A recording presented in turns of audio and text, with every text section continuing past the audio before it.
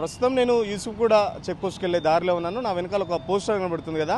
Congress party working president Anjan Kumar Yadav ఏదైతే Jubilee Hills ticket రేస్లో ఉన్నారు, రావాలి అంజన్న కావాలి అంజన్న అంటూ ఏదైతే ఈ 2 నెలల రేవంత్ రెడ్డి పాలనలో సంబంధించి రేవంత్ రెడ్డి పథకాలకు సంబంధించి ఒక పెద్ద పోస్టర్ అయితే ఇక్కడ అంటించడం జరిగింది. సో జుబ్లీహిల్స్ ఉప ఎన్నికలకు సంబంధించి నేను కూడా అభ్యర్థి రేస్లో ఉన్నానంటూ తను కూడా పోస్టర్లు అయితే నిన్నటి నుంచి జుబ్లీహిల్స్లో మొత్తం కాన్స్టిట్యున్సీ వైజ్గా చాలా ఏరియాల్లో పోస్టర్లు అయితే అంజన్ కుమార్ యాదవ్ అనుచరులు అయితే పోస్టర్లు వేశారు. మొత్తం బీసీలకు 42% రిజర్వేషన్, రేషన్ కార్డుల మంజూరు, సన్నబియ్యం సరఫరా, ఇందిరమ్మ ఇల్లు, 200 యూనిట్ల గృహజ్యోతి పథకం, మహిళలకు ఉచిత బస్సు. సో ఇట్లా రేవంత్ రెడ్డి ప్రభుత్వం వచ్చిన తర్వాత ఎలాంటి పథకాలు చేశారో ఆ పథకాలకు మొత్తం డీటెయిల్గా ఆ పోస్టర్లు అయితే వేయడం జరిగింది. సో అంజన్ కుమార్ యాదవ్ కూడా చాలా సీరియస్గా ఉన్నాడు. జుబ్లీహిల్స్ ఉప ఎన్నికల్లో ఖచ్చితంగా నాకు టికెట్ కావాలి, ఎందుకంటే నేను పార్టీ మొదటి నుంచి ఉన్నాను, పార్టీ కష్టకాలంలో అధికారంలో లేనప్పుడు కూడా పార్టీని పట్టుకునే ఉన్నాను. సో ఖచ్చితంగా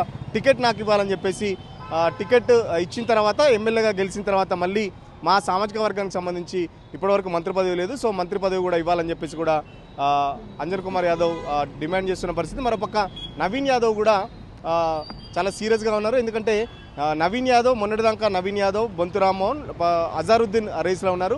అజారుద్దీన్కి ఎమ్మెల్సీ ఇవ్వడంతో నవీన్ యాదవ్ లైన్ క్లియర్ అయిందని చెప్పేసి ఆశపడే లోపే ఇటు బొంతు రామ్మోహన్తో పాటు అంజన్ కుమార్ యాదవ్ కూడా చాలా సీరియస్గా టికెట్ రేస్లో ఉన్నట్టయితే తెలుస్తుంది. నవీన్ కుమార్ యాదవ్ కూడా 2014 అసెంబ్లీ ఎన్నికల్లో ఎంఐఎం తరపున పోటీ చేసి ఓడిపోయాడు. తర్వాత 2018లో ఇండిపెండెంట్గా పోటీ చేసి ఓడిపోవడం జరిగింది.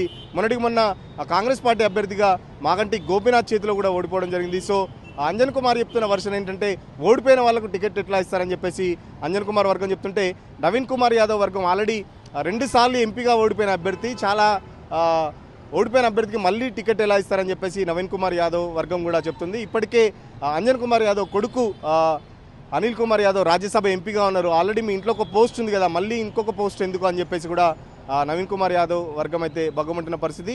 ఓవరాల్గా రేవంత్ రెడ్డి ఇప్పటికే సమీక్ష చేశాడు. టికెట్ ఇష్యూ అనేది అది ఏఐసీసీ చేతిలో ఉంటుంది.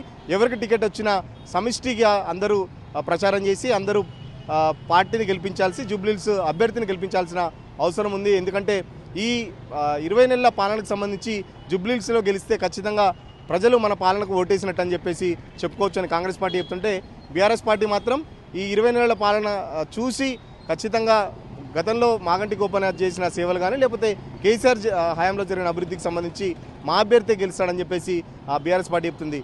చూస్తున్నాం కదా, పోస్టర్లు మాత్రం నిన్నటి నుంచి జుబ్లీహిల్స్ కాన్స్టిట్యున్సీలో పెద్ద కలకలం అయితే రేపుతున్నాయి. చాలా సీరియస్గా ఉంది. నవీన్ కుమార్ యాదవ్ వర్గం వైపు, అంజన్ కుమార్ యాదవ్ వర్గం వైపు, ఇద్దరు యాదవ్ సామాజిక వర్గం చెందిన వాళ్ళే. బట్ ఎవరికి టికెట్ ఇస్తారని చెప్పేసి కూడా చాలా హాట్గా ఉంది. ఎందుకంటే అంజన్ కుమార్ యాదవ్ 2 సార్లు ఎంపీగా పోటీ చేయడం జరిగింది. గతంలో 2014లో బండారు దత్తాత్రేయ చేతిలో, 2019లో కిషన్ కుమార్ రెడ్డి చేతిలో ఓడిపోయాడు. సో గతంలో 2 సార్లు పనిచేసిన అనుభవం ఉంది. నేను ఎంపీగా పనిచేసినప్పుడు జుబ్లీహిల్స్కి సంబంధించి చాలా సేవలు చేశాను. నేను ఇక్కడ జుబ్లీహిల్స్కి సంబంధించి నాకు ఫాలోవర్స్ ఉన్నారు, నాకు ఓటర్స్ ఉన్నారని చెప్పేసి కూడా కాంగ్రెస్ పార్టీ అధిష్టానానికి చెప్పే ప్రయత్నం చేస్తున్నారు. ఖచ్చితంగా రావాలి అంజన్న కావాలి అంజన్న అనుకుంటూ తన మార్క్ ప్రచారం అయితే అంజన్ కుమార్ యాదవ్ అయితే మొదలుపెట్టడం జరిగింది. సో టికెట్ల పంపిణీ ఏసీసీ చేతిలో ఉంటుందని చెప్పేసి ఇప్పటికే పీసీసీ ఇక్కడ ప్రకటించినప్పటికీ టికెట్ ఎవరికి వస్తుందని చెప్పేసి చాలా ఉత్కంఠ నెలకొన్న పరిస్థితి. మరో పక్కన బొంతు రామ్మోహన్ కూడా తను మాజీ మేయర్గా పనిచేశాడు. జుబ్లీహిల్స్లో కూడా నాకు పరిచయాలు ఉన్నాయి, నాకు ఫాలోవర్స్ ఉన్నారు. మేయర్గా పనిచేసిన అనుభవంతో జుబ్లీహిల్స్లో నాకంటూ ఒక సొంత క్యాడరు ఓట్ బ్యాంక్ కూడా ఉందని చెప్పేసి తను కూడా చెప్పే ప్రయత్నం చేస్తున్నాం. మొత్తానికి టికెట్ రాకముందుకే కాంగ్రెస్ పార్టీలో చాలా హాట్గా ఉన్నదని చెప్పుకోవచ్చు. ముక్కోనపు పోటీ అయితే నడుస్తుంది. మరో పక్కన నవీన్ కుమార్ యాదవ్, ఒక పక్కన బొంతు రామ్మోహన్, మరో పక్కన కాంగ్రెస్ పార్టీ సీనియర్ అని చెప్పుకుంటూ నేను ఎందుకంటే మొదటి నుంచి ఉన్నాను, పార్టీలు మారలేదు, ఆ పార్టీ నుంచి ఈ పార్టీ నుంచి వచ్చేవాడిని కాదు, అదే నాకు పెద్ద అసెట్ అని చెప్పేసి అంజన్ కుమార్ యాదవ్ కూడా చాలా సీరియస్గా ఉన్నాడు.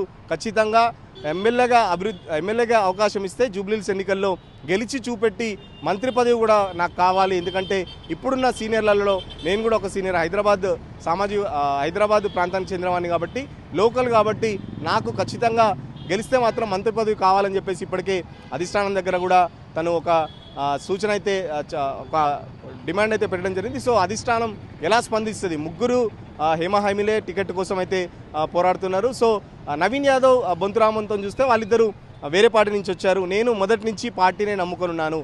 బీఆర్ఎస్ పార్టీ అధికారంలో ఉన్నప్పుడు కూడా, కాంగ్రెస్ పార్టీని ఇబ్బంది పెట్టినప్పుడు కూడా నేను పార్టీని వదలకుండా పార్టీ పటిష్టత కోసం కృషి చేశాను. ఆ పార్టీని హైదరాబాద్లో చాలా వరకు డెవలప్ చేశాను. గతంలో కూడా హైదరాబాద్ బ్రదర్స్ అంటే దానం నాగేంద్ర కానీ అంజన్ కుమార్ యాదవ్ అని చెప్పుకుంటున్న పరిస్థితి. సో ఖచ్చితంగా హైదరాబాద్ జూబ్లీహిల్స్ రేసులో నేనే ఉంటాను, నేను చాలా సీనియర్ అని చెప్పేసి అంజన్ కుమార్ యాదవ్ వర్గం అయితే చెప్తుంది. సో ఇరు వర్గాల మధ్యలో అయితే చాలా టఫ్ ఫైట్ అయితే నడుస్తున్నట్టుంది.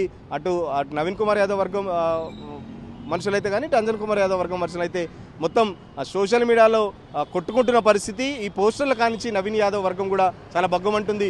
ఎందుకు అంతా లైన్ క్లియర్ అయ్యేసరికి అంజన్ కుమార్ యాదవ్ ఎందుకు ఇలా చేస్తున్నాడు, ఒకే సామాజిక వర్గానికి చెందినవాడు ఇలా చేయడం ఏంటని చెప్పేసి నవీన్ యాదవ్ వర్గం కూడా మండిపడుతున్న పరిస్థితి. మరో పక్కన ఇప్పటికే మీ కొడుకు ఎంపీగా ఉన్నాడు అనిల్ కుమార్ యాదవ్, మళ్ళీ మీకు ఎందుకు పోస్టు, ఆల్రెడీ మీరు ఏజ్ పెద్దగా అయింది, రిటైర్మెంట్ అయ్యే వయసు, మీరు యువతకు ప్రాధాన్యం ఇవ్వాలని చెప్పేసి కూడా నవీన్ కుమార్ యాదవ్ వర్గం అయితే డిమాండ్ చేస్తుంది. ఓవరాల్గా టికెట్ కోసం అయితే చాలా హాట్గా ఎవరి ప్రయత్నాలు అధిష్టానం దగ్గర వాళ్ళు చేస్తున్నారు. ఓవరాల్గా ఇప్పటికే జూబ్లీకి సంబంధించి సీఎం అయితే రివ్యూ చేశాడు. టికెట్ ఎవరిని వరిస్తుందో, గెలుపు ఎవరిని వరిస్తుందో కొద్ది కాలంలోనే ఓటర్లు ఓటర్లు చెప్పే ప్రయత్నంలో ఉన్నారు. అసలైన తొలి వెలుగు. ఫాలో వాట్సాప్ @తొలి వెలుగు official.